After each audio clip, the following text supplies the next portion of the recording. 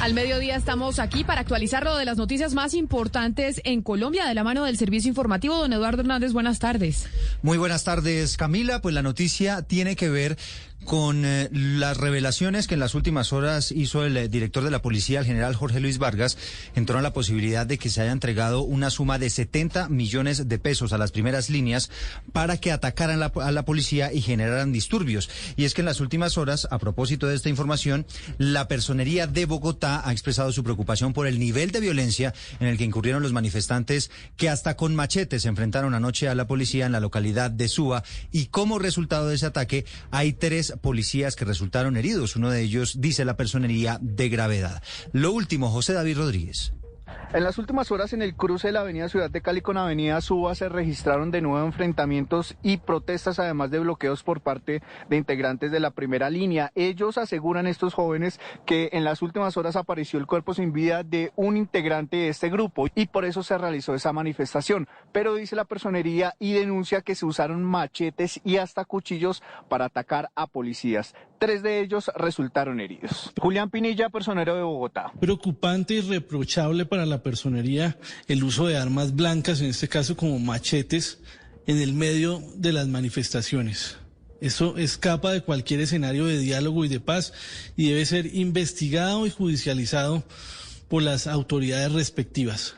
No es admisible desde ningún punto de vista la utilización de machetes en el marco de una protesta y debe ser judicializado hasta las últimas consecuencias. Sobre el motivo de la protesta, dice la policía, por ahora no tiene un reporte oficial y confirmado que este caso se haya dado, la aparición del cuerpo sin vida de un joven integrante de la primera línea en Suba.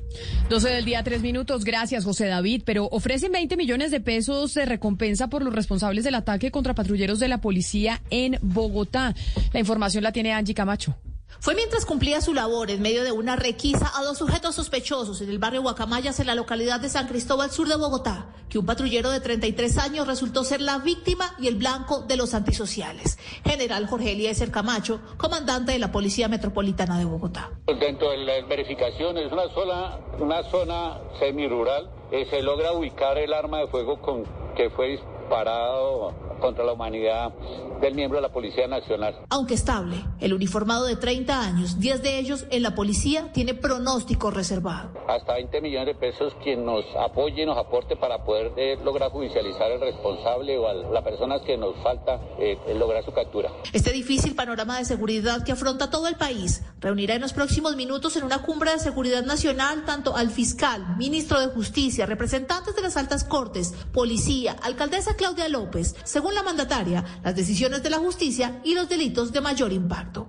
Angie Camacho, Blue Radio. Gracias, Angie. Son las 12 del día y 5 minutos. Esa va a ser una reunión bien interesante que se va a dar esta tarde, precisamente para tomar decisiones en torno a la impunidad en la que hay en torno a muchos delitos que ocurren en la capital del país. Y atención, porque hay noticia judicial de última hora. Un juez envió a la cárcel al coronel del ejército Óscar Alexander Amado y a otros 3 militares por pertenecer presuntamente a una red de tráfico de municiones y de armas que al parecer iban a parar a las disidencias de las FARC. Escuchamos al delegado contra la criminalidad organizada de la Fiscalía, Javier García Troches.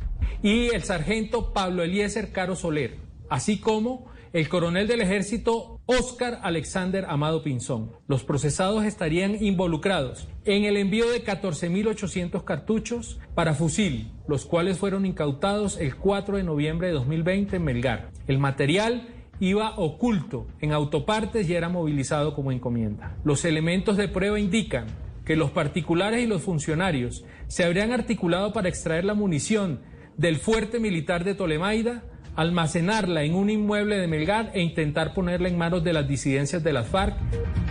12 del día, 6 minutos, y las autoridades en Estados Unidos pidieron en extradición a las 3 personas que viajaron en la famosa avioneta de propiedad del esposo de la actriz Alejandra Azcárate. La aeronave fue sorprendida, recuerden ustedes, con droga en la isla de Providencia. Angie Telles.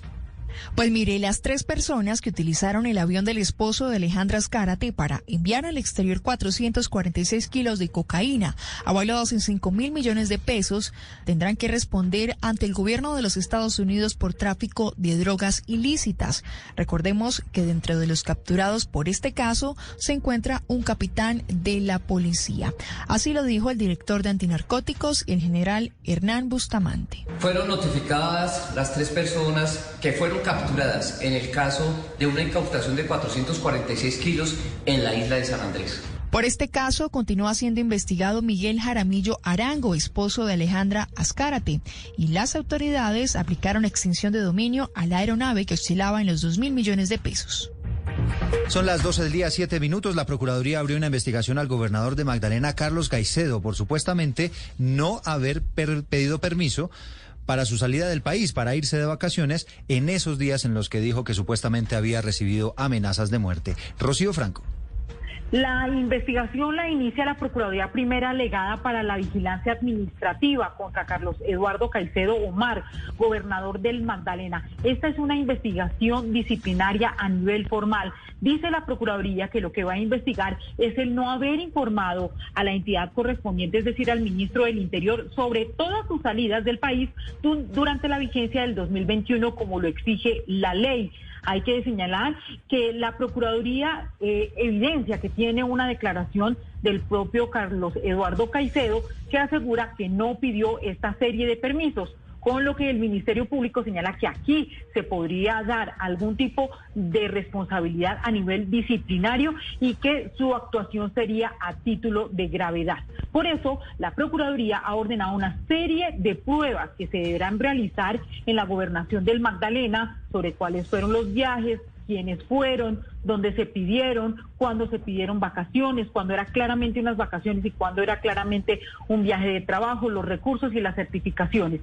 Con esto la Procuraduría iniciará las primeras indagaciones para determinar si hay o no responsabilidad disciplinaria. Rocío Franco, Blue Radio. Gracias, Rocío. Y vámonos con noticias judiciales con Asdrúbal Guerra Asdrúbal, porque ya se legalizó la captura de los 3 principales relacionados con el escándalo de los centros poblados de licitación del Mintic. A Emilio Tapia, a Luis Fernando Duque y a Juan José Laverde. ¿Ya se legalizó la captura de los 3? Así es, Camila, pues el juez 53 Penal Municipal de Bogotá, con función de control de garantías, acaba de impartir legalidad al procedimiento de captura efectuado por agentes de la Fiscalía a los 3 detenidos, luego de comprobar que se cumplió con la individualización de las personas y de la necesidad misma de la detención. Escuchemos al juez.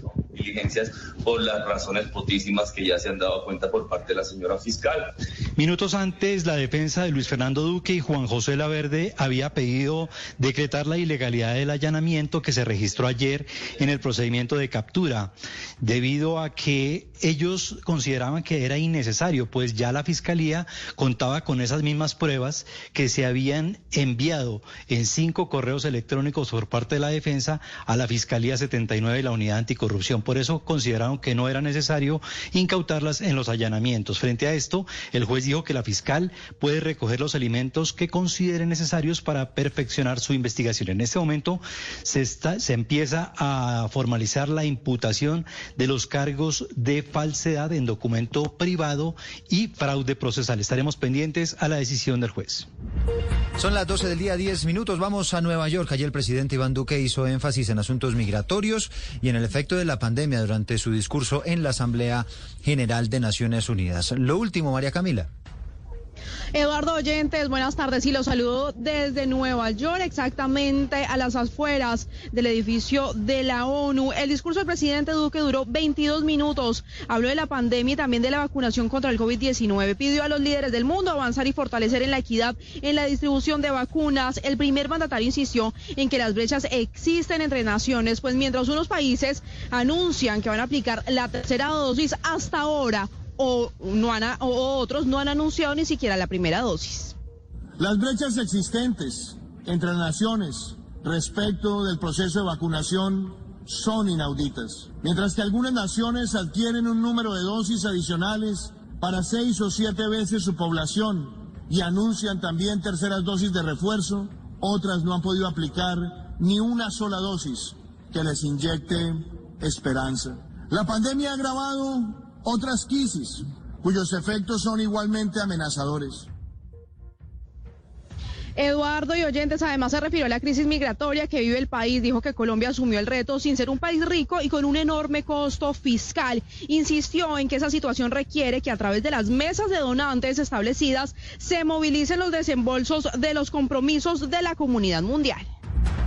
12 del día, 11 minutos. Gracias, María Camila. Y la Justicia Especial para la Paz le pidió al Ejército que explique si está utilizando sus medios de comunicación, sus redes sociales para estigmatizar a los firmantes del acuerdo de paz. Mateo Piñeros. Entre las medidas adoptadas por la JEP, se ordenó a la Dirección de Comunicaciones Estratégicas del Ejército y al Comando Conjunto Estratégico de Transición que informen si en los medios de comunicación utilizados por la institución existen planes o proyectos para prevenir la estigmatización de los exintegrantes de las FARC. Por otro lado, se vinculó al proceso al Instituto Colombiano de Bienestar Familiar y a la Agencia para la Reincorporación y Normalización para que informen sobre las medidas específicas que han adoptado para la protección de los derechos de las hijas, hijos y parejas de quienes han sido asesinados. El objetivo de estas acciones es robustecer la protección para los excombatientes y sus familiares.